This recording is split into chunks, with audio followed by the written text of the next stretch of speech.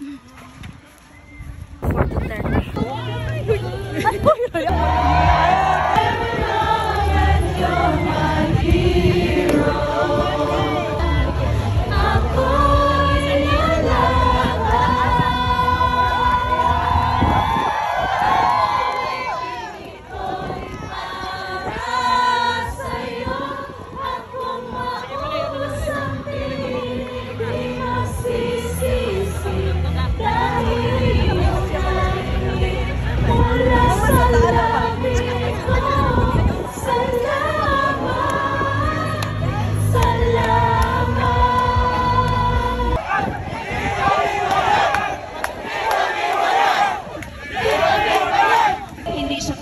Pero kami, we stand in support and very proud of him kasi siya ay isang biyaya sa atin bilang isang servant leader. I will start my prayer now.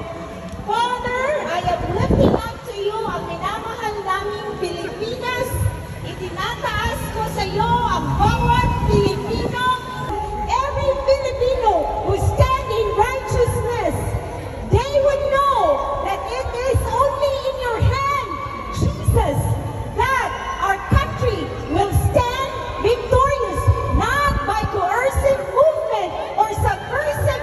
And right now, as he celebrates his 80th year in your mighty name, Jesus, I prophesy a decade of extinction in his life where he lived only in your goodness, Father.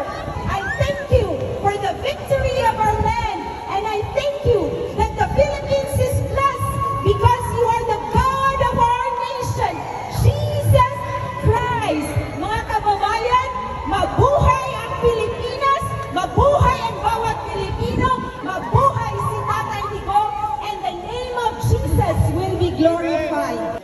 Duterte! Duterte! Coke Zero!